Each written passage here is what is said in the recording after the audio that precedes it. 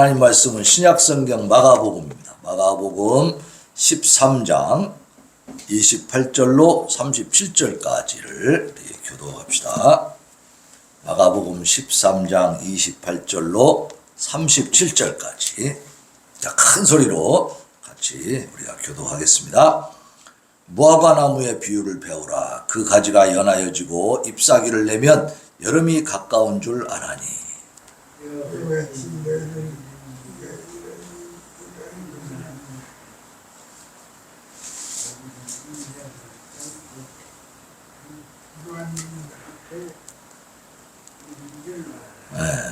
내가 진실로 너희에게 말하노니 이 세대가 지나가기 전에 이 일이 다 일어나리라.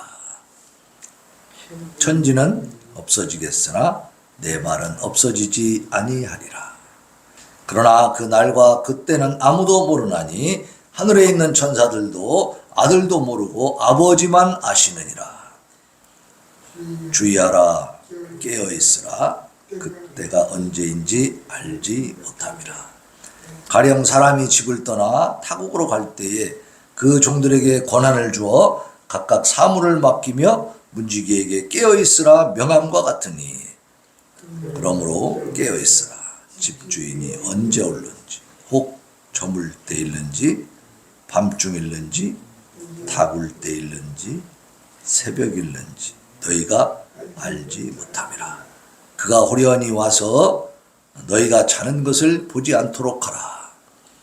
깨어있으라. 내가 너희에게 하는 이 말은 모든 사람에게 하는 말이니라 하시니라. 아멘. 자, 오늘은 52문-9 그 심판은 언제 이루어질 것인가 하는 거죠. 언제 이루어질 것인가. 우리 주보에 그 하이델베르크 요리문답 봅시다.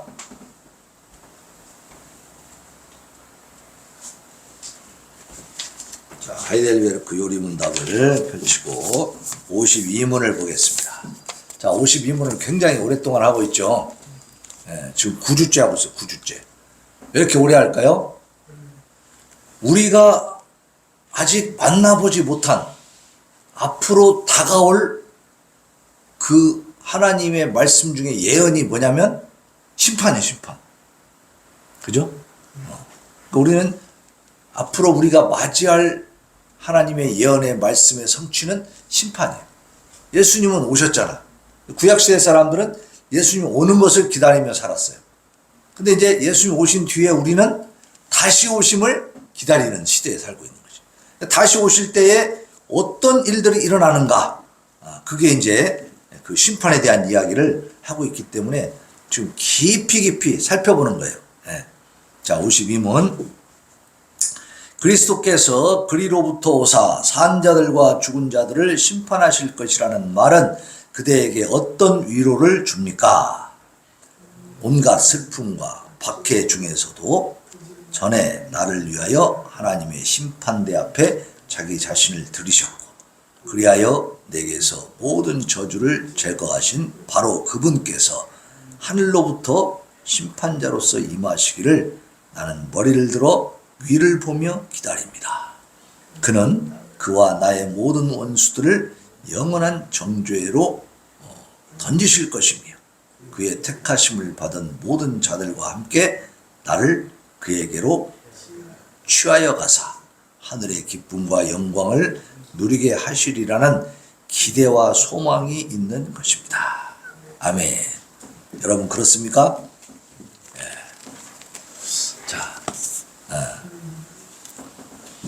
우리 예수님이 하나님의 심판대 앞에 자기 자신을 먼저 들이셨죠. 십자가의 사건이 그거란 말이에요. 왜 들이셨습니까? 나의 죄, 우리의 죄값을 치르기 위해서 대신 들이시고, 그리고 내가 받을 모든 저주를 예수님이 다 짊어지셨기 때문에 우리에게는 제거가 됐어요. 그죠? 저주가 다 제거되고 있어요. 바로 그 예수님이 하늘로부터 심판자로서 임하신다고 성경에 약속이 돼 있어요. 그러니까 그 예수님을 기다린다고 말이에요. 어떻게 기다리느냐? 머리를 들어 하늘을 보면서 기다린다. 왜? 어떻게 오신다 그랬어요? 하늘에 구름을 타고 오신다 그랬어. 구름이 사람이니까 사람 속으로 온다. 이것은 바로 이단이 우리를 미혹하는 소리입니다. 이건 가짜고 잘못된 거고 저주받을 일이에요. 그쪽으로 가 있는 사람들은 절대 구원 못 받습니다. 왜? 하나님의 말씀을 왜곡하고 비틀어 버렸잖아요. 구름 타고 오신다는 말씀이 한두 군데 있는 게 아니잖아. 그죠?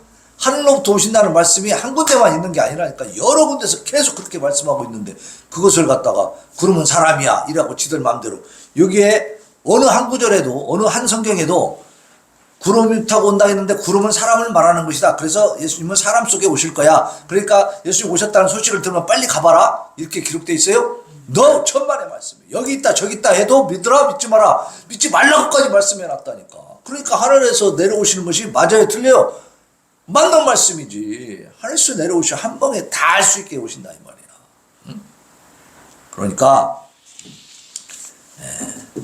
하늘로부터 오신다고 했기 때문에 우리는 하늘을 보면서 기다리는 거예요. 그러한 기다림이 우리에게 있는 거죠.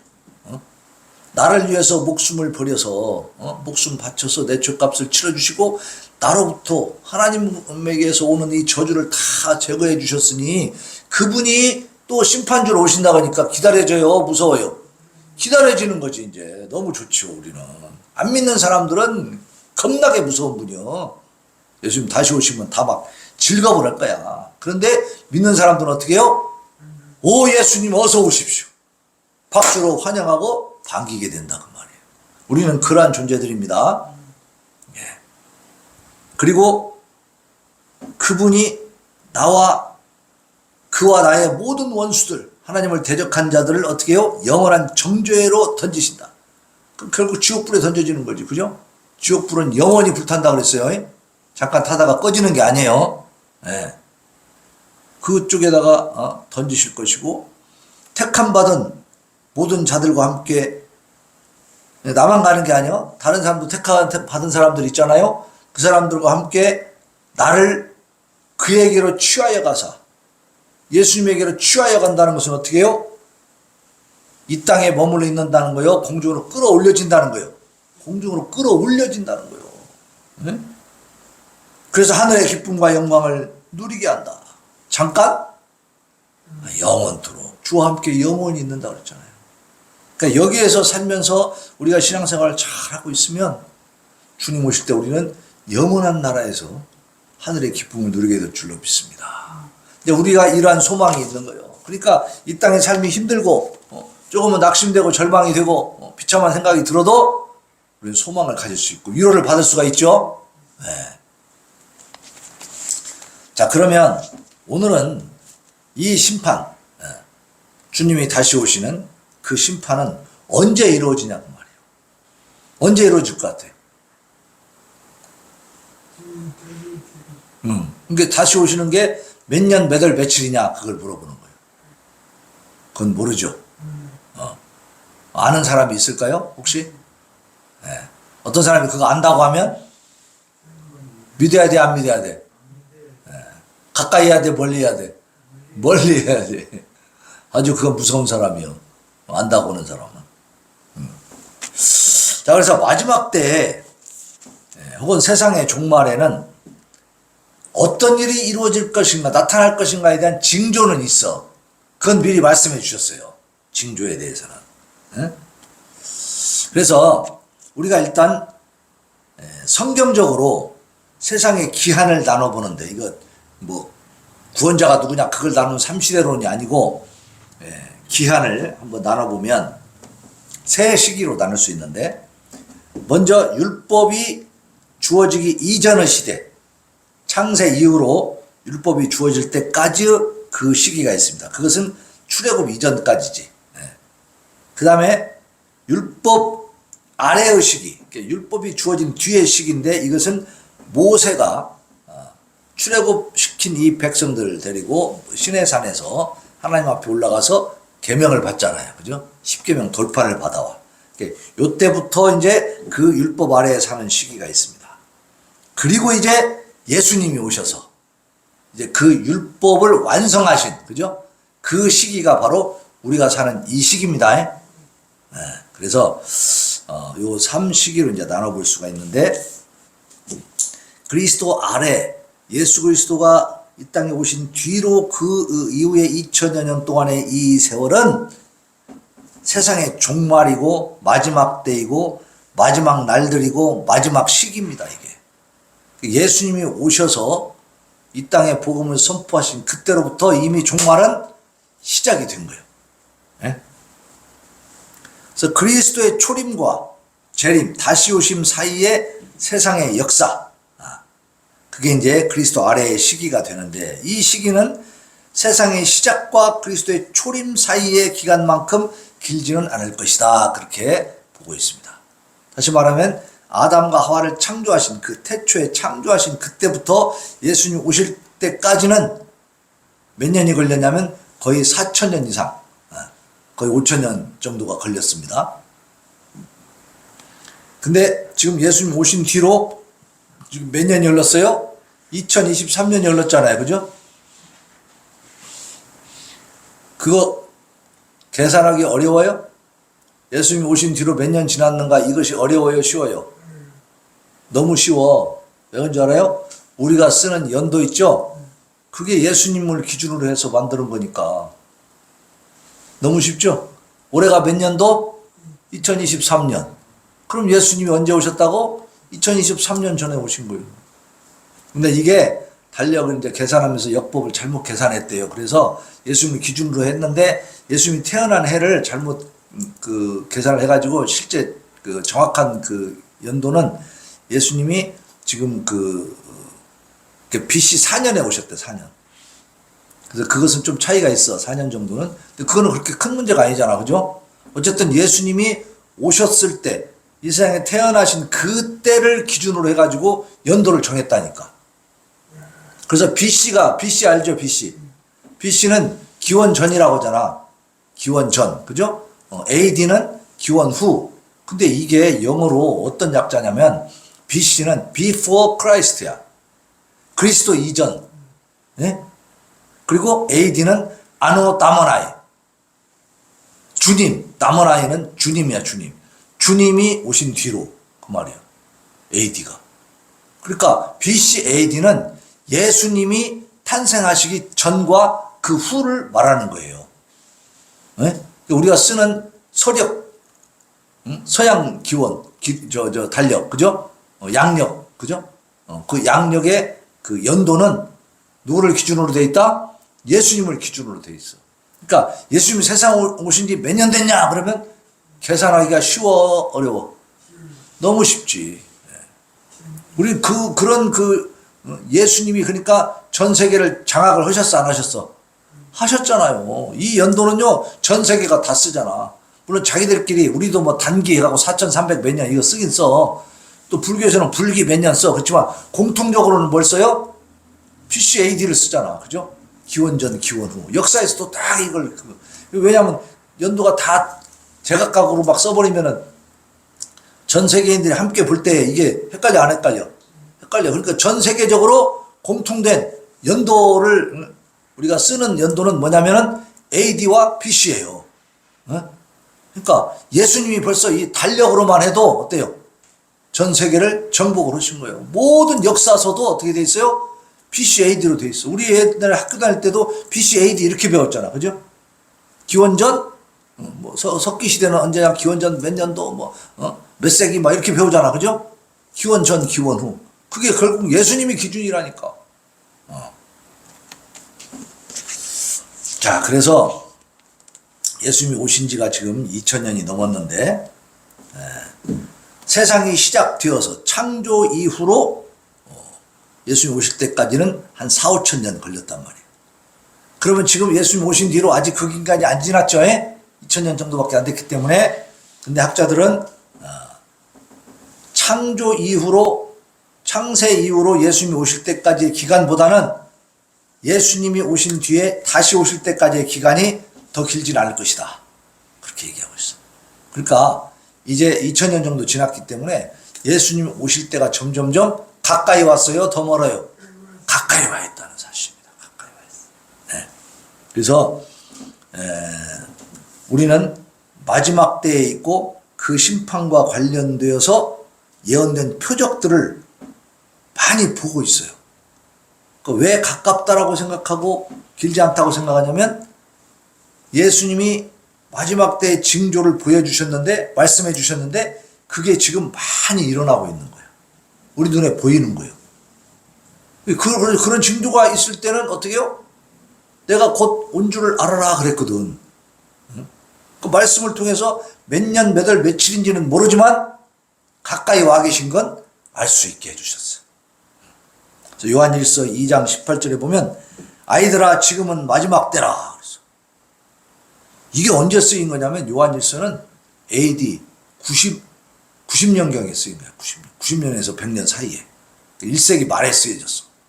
지금부터 벌써 거의 한 1900년 전에 쓰인 건데 근데요 그때 벌써 이 사도 요한은 지금은 마지막 때다 그렇게 말하고 있어요.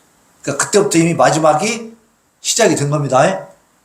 마지막 때가 시작이 됐어요. 이미 우린 종말에 살고 있는 거예요. 그래서 적그리스도가 오리라는 말을 너희가 들은 것과 같이 지금도 많은 적그리스도가 일어났으니, 그러니까 2000년 전에 AD 1세기 말에 예수님이 부활 승천하시고 나서 한 50여 년 지난 뒤에 벌써 뭐가 많이 나타났어? 적그리스도가 많이 나타나고 있어요. 그러므로 우리가 마지막 때인 줄 아노라 그랬어요. 그러니까 그때부터 이 마지막 종말은 시작이 되었고 끝은 아직 안 난 겁니다. 그러니까 우리는 종말의 시대에 살고 있는데 종말이 시작되었고 끝맺음 되어지기 전에 지금 살고 있는 거예요. 네? 예수님이 다시 오셔야 끝이 나는 거죠. 네, 그 전에 우리가 살고 있다.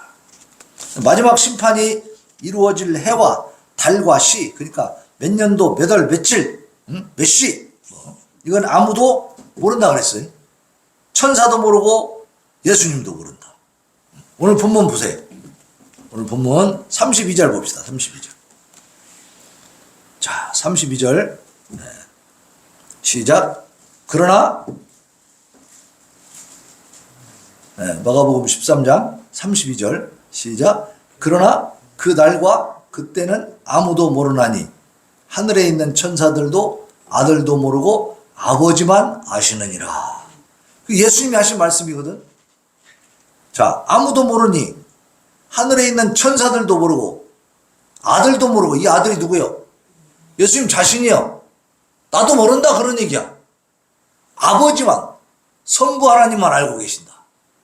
근데 예수님도 성자 하나님이니까 신성의 입장에서, 하나님 입장에서는 알고 계시겠지. 그러나 지금 말씀하시는 것은 예수님은 인성도 가지고 있는 분이잖아요.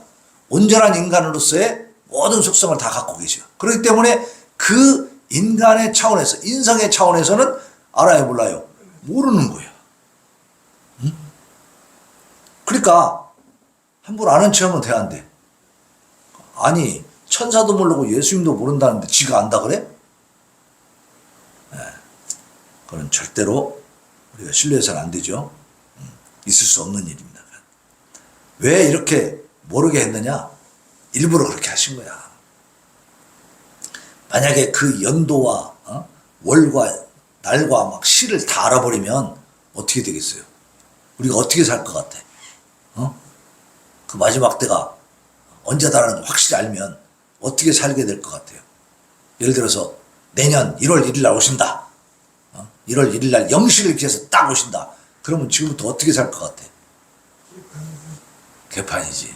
그거 바로 그거예요. 그 0시 되기 바로 직전까지 신나게 놀다가 어떻게? 하나님, 나는 이제 주님을 믿습니다. 모든 죄를 용서해 주시옵소서. 그럴 거 아니에요. 그죠? 그 전까지는 완전 아비규환이지 뭐. 그죠? 만인의 만인을 향한 투쟁이 되는 거야. 질서가 뭐가 아무것도 없지. 그죠? 똑바로 살 이유가 하나도 없는 거예요. 그렇지 않겠어요? 그 직전에 회개만 하면 끝나는 것인데. 안 그래요? 장로님은? 그래도 착하게 살아야 돼? 우리 장로님은 꿋꿋하셔가지고. 인간의 속성이 이렇게 약하잖아요. 아주 야비하고 교활하고, 그죠? 하나님 아시는 거야. 그러니까 모른다. 너희들이 그런 걸 알려고 하지 마라. 그건 하나님께 맡겨라. 예수님이 중보자로서의 직분을 감당하는 입장, 인성의 입장에서는 심판의 정확한 시기를 우리에게 선포할 필요도 없고 또 알지도 못하시는 거예요. 우리 입장에서는 막 궁금하긴 하지만 그것을 모르는 것이 약입니다. 모르는 게 복인 줄로 믿으시기 바랍니다. 자, 본문에 보면 무화과나무의 비유가 나와. 무화과나무. 그죠? 1절 한번 읽어봐요. 1절. 시작. 무화과나무의 비유를 배우라. 그 가지가 연하여지고 잎사귀를 내면 여름이 가까운 줄 아나니. 그랬어. 자, 무화과나무 우리나라에는 많지 않지만 이 팔레스타인 지역에는 무화과나무가 굉장히 많대요. 근데 이게 가을이 되면 잎이 다 떨어져가지고 앙상하게 가지만 남아있어. 근데 봄이 되면요, 가지마다 막 수액이 올라가지고 잎을 피워. 가지고 막 잎이 무성해지는 거야. 그럼 이 무성하게 된 이 무화과나무는 여름에 뜨거운 햇빛을 받으면서 열매를 맺는다는 거예요. 그러니까 무화과나무 잎이 무성해지면 어느 계절이 가까운 걸 알 수가 있어요? 여름이 가까운 걸 알 수가 있다 이 말이에요. 예? 그렇듯이 오늘 29절 보니까 이와 같이 너희가 이런 일이 일어나는 것을 보거든 인자가 가까이 곧 문 앞에 이른 줄 알라 그랬어요. 그러니까 무화과나무를 보면 잎이 무성해질 때 아 여름이 가깝겠구나 하는 것을 알듯이, 그죠? 하나의 징조죠. 그렇듯이 이런 일이 일어나는 것을 보거든 예수님이 가까이 문 앞에 이른 줄을 알아라 그랬어. 그러면 이런 일이 뭔지를 알아야 되겠죠. 이런 일이 뭘까? 요 앞에 마가복음 13장 앞에서 쫙 말씀을 해주셨거든. 그 내용을 정리해 보면 이런 겁니다. 그게 재난에 이제 예수님 다시 온다는 그 징조인데, 예수를 사칭해서 미혹하는 자들이 나타난다. 거짓 그리스도, 거짓 사도, 거짓 교사, 이런 이단들이 나타난다는 얘기죠. 지금도 이단들이 많이 있습니까? 없습니까? 있잖아요. 예수님 당시 예수님이 부활승천하신 이후에 1세기에도 수없이 많은 이단들이 막 번성을 했단 말이에요. 그러니까 그때부터 종말은 시작되었고 지금은 또 더 많아. 더 기가 막히게 또 교리를 만들어가지고 사람들을 막 미혹해서 끌고 가. 지금 이 신천지가 엄청나게 부흥된데 숫자가 막 엄청 많아졌어. 그럼 무슨 얘기예요? 이단이 부흥하면 예수님 오실 날이 멀다는 거예요? 가깝다는 거예요? 더 가깝다는 거지. 가까운 거예요. 그 다음에 난리와 난리 소문. 또 민족이 민족을, 나라가 나라를 대적하는, 곳곳에 지진이 많이 일어나고 기근이 생기고 믿는 자들을 박해하고 이런 일들이 현재 지금 많이 일어나고 있죠. 전 세계적으로 보면은 막 지진도 엄청나게 일어나갖고 막 저기 어디선가 하여튼 정확히 지금 진명을 모르겠는데 얼마 전에도 지진이 일어나가지고요 막 엄청나게 죽었어. 그런 사건들이 막 지금 계속. 그리고 지진이 일어나는 저기를 보면은 통계를 내보면요 최근에 들어서 지진이 옛날보다 훨씬 많이 일어나고 있대 지금. 많이 일어나고. 그러니까 지금 지진이 많이 일어난다는 것은 뭐예요? 예수님이 멀리 계셔, 가까이 계셔? 가까이 계신다는 뜻입니다. 이게 지진을 사람이 마음대로 조정할 수 있습니까? 아니잖아요. 천재지변이잖아. 이런 거는 징조예요, 징조. 예수님 오신다는 징조. 또 믿는 자들을 박해하잖아요. 이슬람 지역에서도 박해하고 여기 바로 북한에서도 엄청나게 박해하고 있잖아요. 중국, 러시아 이런 데도 굉장히, 특히 중국은요 지금 기독교를 많이 박해하고 있어요. 다 선교사들 다 쫓아내고 있어. 교회를 막 다 십자가를 다 막 꺾어내리고 막 다 무너뜨리고 폭파시켜버리고 막 이래요 지금. 또 멸망에 가증한 것이 서지 못할 것에 선다 그랬어요. 그러니까 하나님의 거룩한 성전에 악한 것들이 차지를 하는 거예요. 그래서 보면은 유럽이나 미국 같은 데도 보면 큰 성전들이 어떻게 돼요? 이슬람 사원이 돼버리고 술집이 되고 막 그런다고 하잖아. 성전들이 점점 이제 사라지고 있다. 이런 현상들. 그리고 이제 그 당시에 예수님이 말씀하신 그 1세기에는 AD 70년에 예루살렘이 진짜 아주 로마의 그 티토라고 하는 그 티투스 장군에 의해서 아주 강력하게 처절하게 멸망을 당하는데, 그때 이제 적그리스도가 교회에 들어오는 거죠. 그리고 이제 예수님의 이름으로 말미암아서 모든 사람들에게 미움을 받을 그런 상황. 그래서 환란의 날이 온다, 그런 얘기입니다. 그런 것들이 일어나면 이게 다 이제 예수님 다시 오신다는, 전쟁이나 기근이나 지진이나 이런 것들, 뭐 전염병 많이 돌고, 그러면 세상에 살기가 힘들어지고, 기후변화도 마찬가지죠. 이게 지금 뭐 이상기온 현상이 일어나냐, 이런 것들 다 이제 지구가 점점, 그러니까 낡아진다는 거예요. 더 새로워진다는 거예요. 낡아지고 있는 거예요. 기능이 지금 점점 이렇게 약화되고 막 무질서해지는 거잖아요. 이게 전부 다 예수님 다시 올 징조인 것을 믿으시기 바랍니다. 그래서 4절, 아니 31절 봅시다. 31절 같이 시작. 천지는 없어지겠으나, 그죠? 내 말은 없어지지 아니하리라. 그러니까 다시 말하면 예수님이 지금 하시는 말씀들이 있잖아요. 이런 말씀들은 어때요? 이루어진다는 거예요? 안 이루어진다는 거예요? 이루어진다. 천지는 없어지지만 내 말은 없어지지 않는다. 반드시 하나님 이 예수님의 말씀은 이루어지고 천지는 그야말로 진짜 없어집니다. 지금 현재 원래 있던 이 세상은 싹 사라지고 새로운 세상이 열립니다. 새하늘과 새 땅, 새 예루살렘이 내려온다 그랬으니까. 그러니까 이 말씀은 예수님의 말씀을 무시하지 마라, 너희들이. 좀 제발 좀 명심해라고 말이야. 천지가 우리가 생각할 때는 이 세상이 없어질 것 같아요? 안 없어질 것 같아요? 안 없어질 것처럼 보이잖아. 옛날부터 있었고 우리 조상 대대로 살아왔고 앞으로도 있겠지 생각하는 거예요. 이 지구가 없어진다. 이거 상상도 안 되잖아요. 근데 말씀을 보면 어때요?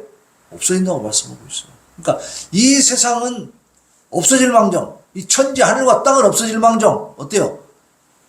이 예수님이 하신 말씀, 내 말은 없어지지 않는다는 거예요. 그러니까 이 말씀이 엄청나게 강력해. 어느 정도? 하늘과 땅, 이 우주, 이 세상보다도 더 강력한 말씀이고, 이 말씀은 살아있다는 거예요.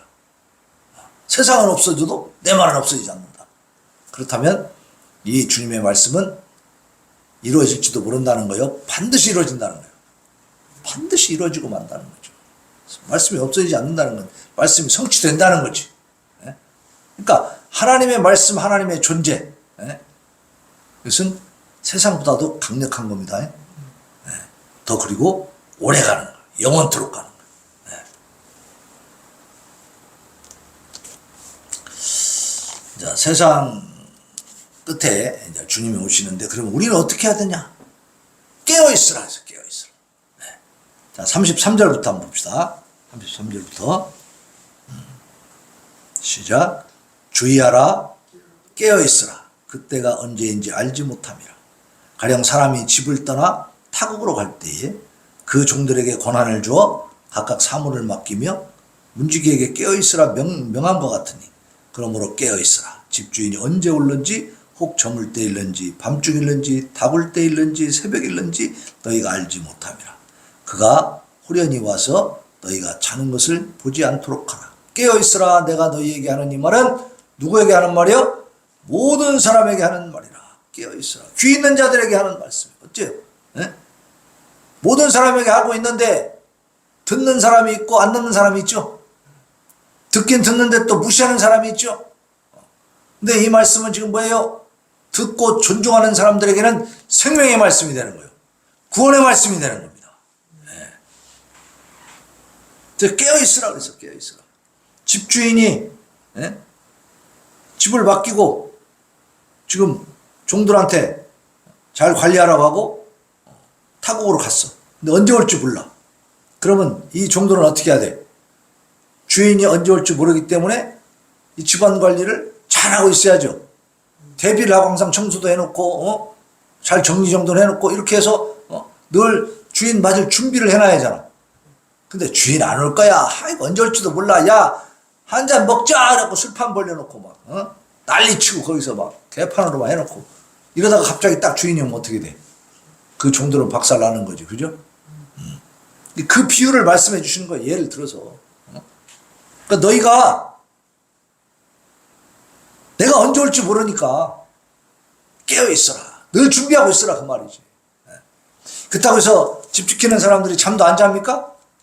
그건 아니지. 잠을 잘 수밖에 없죠. 그러나 만약에 큰 이제 저택을 맡겨놓고 그 주인이 어디 갔다. 그럼 이제 거기 일하는 사람들 집사들에게 이제 집을 잘 관리하고 있으라고 했어. 그러면 밤에도 막 잠 안 자고 막 다 깨어 있어야 될까요? 그건 아니잖아. 그죠? 잘 시간에 다 자는 거죠. 그 대신 문화석 잘 해놓고 자는 거고. 그리고 또 아침에 또 일어나서 또 집안을 잘 정리하고 돌보고 이렇게 하는 거죠. 우리가 깨어있으라 그러니까 아이고 주님 맞으려면 잠도 못 자겠네. 그건 아니다 이 말이지. 우리 그걸 장수적으로 쉽게 알 수 있죠. 얼마인지 이해할 수 있는 말씀. 이거는 영적으로 깨어있으라는 거예요. 영적으로. 그죠? 영적으로. 그럼 무슨 말이냐면 내가 지금 잠을 피곤해서 육신에 이제 잠을 자야 되니까 자지만 자면서도 무슨 생각하는 거예요? 주님이 오시면 내가 기쁨으로 맞이해야 되겠다. 그렇다면 자기 전에 자기가 범한 죄악들이 막 떠오르고 그러면 어떻게 해야 돼? 그런 거 상관없어. 뭐 나만 죄짓냐? 나보다 더 놈도 있더만. 그리고 잡으려야 돼요? 안 되죠. 그거 붙들고 자기가 회개 기도를 해야죠. 그죠? 하나님 앞에 회개하고 자야 돼. 그게 깨어있는 거예요.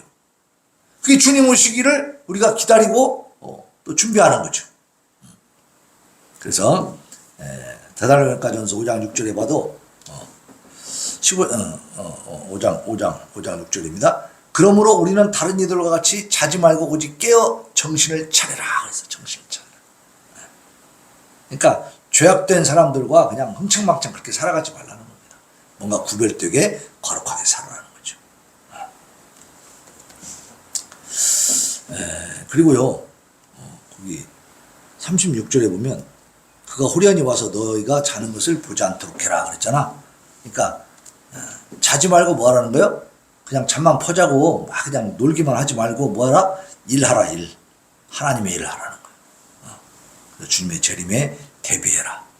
그래서 데살로니가전서 5장 1절로 2절에 보면 형제들아 때와 시기에 관하여는 너희에게 쓸 것이 없음은 주의 날이 밤에 도둑같이 이를 줄을 너희 자신이 자세히 알기 때문이라. 주의 날은 도둑같이 임한다. 그건 갑자기 온다는 얘기죠. 주님이 평안하다 살만하다 안전하다 할 때에 딱 오신다고 그랬거든. 항상 준비하고 대비하고 있는 것은 믿는 사람들이죠. 예수님을 진짜 믿는 사람은 이 말씀도 믿을까요 안 믿을까요? 이 말씀도 믿는 거지. 그래서 믿는 사람들은 늘 무엇을 하고 있어? 주님이 언제 오실지 모르지만 오신다는 사실에 대해서 믿고 대비하고 준비하고 있다는 거지. 그죠?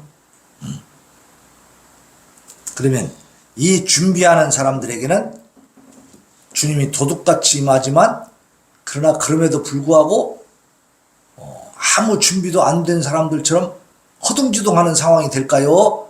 바로 주님을 기쁘게 맞이하는 입장이 될까요? 기쁘게 맞이하는 입장이 되는 거예요. 그러니까 도둑같이 임하셔도 우리는 당황하지 않는 거예요. 무서워하지 않는 거죠. 그 차이가 있는 겁니다.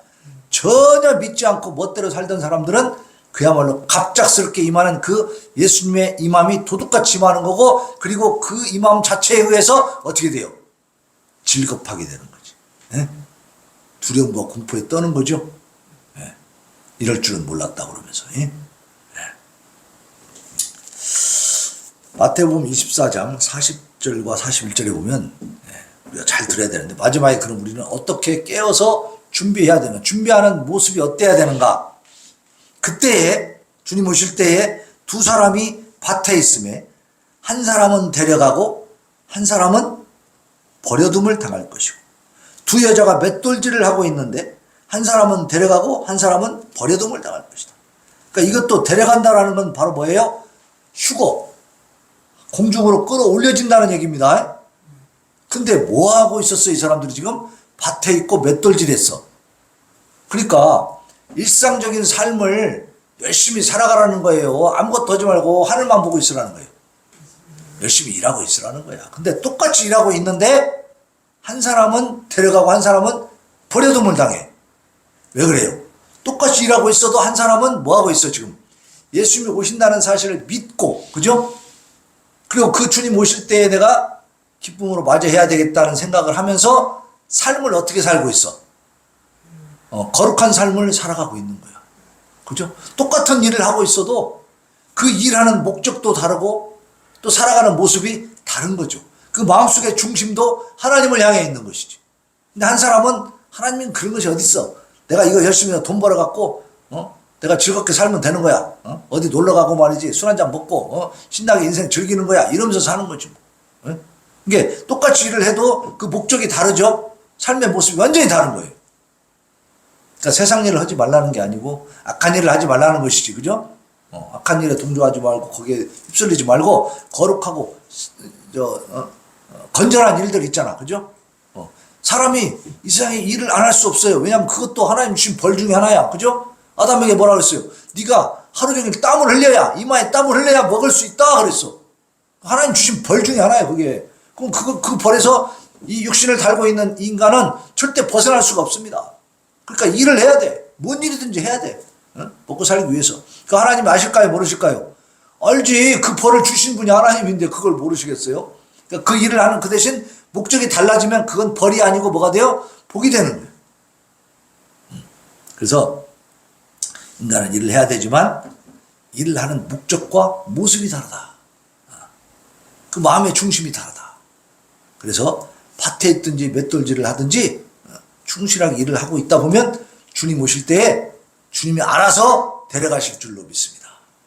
그게 주님 오시는 걸 기다려야 된다고 하늘만 쳐다보라고, 그렇다고 하늘 쳐다보지 말라는 건 아니지만 맨날 하늘만 보고 막 옥상 올라가서 이러고 그냥 아니면 산속에 가고 천막 하나 쳐놓고 그냥 하늘만 쳐다보, 이거는 하나님을 능멸하는 거요. 이건 잘못된 거지.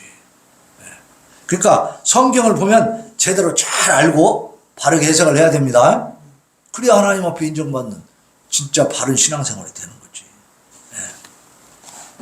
자, 결론을 맺습니다. 그날과 그때를 알 수 있다 없다? 알 수 없어. 그러나 임박한 징조가 많이 나타나고 있는 것은 우리가 알 수가 있어요.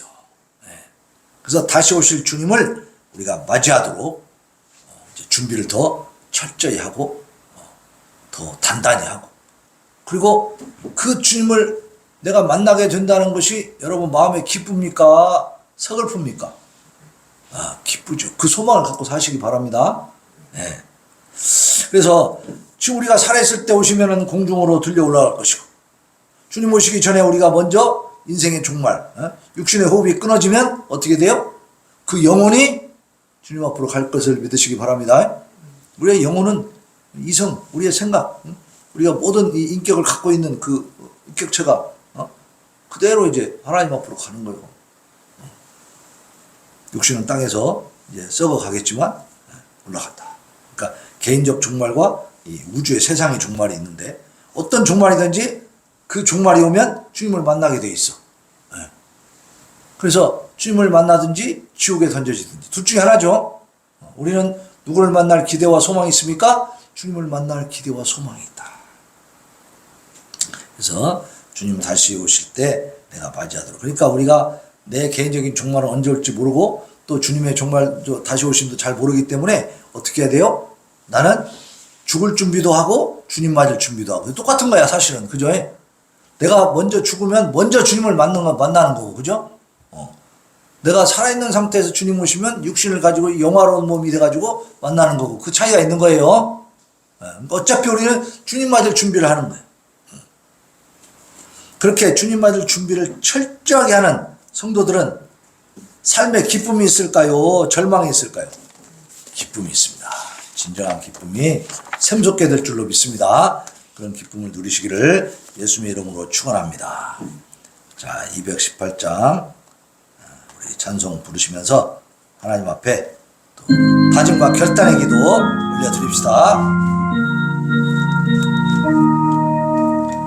내 마음과 정성을 다하여서 저 너의 하나님을 사랑하라. 내 몸을 아끼고 사랑하듯 형제와 이웃을 이웃을 사랑하라. 주께서 우리에게 명하시니 그 명령 따라서 살아가리. 내 마음과 정성을 다하여서 존재나 너그럽게 사랑하라. 널 핍박하는 자 위에서도 신실한 마음으로 복을 빌라. 주께서 우리에게 명하시니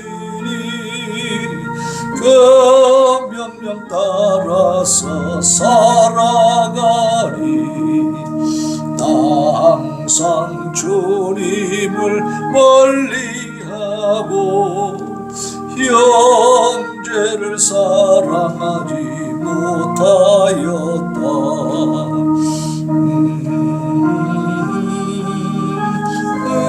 그러면서 주께서 몸버려 죽으셨다.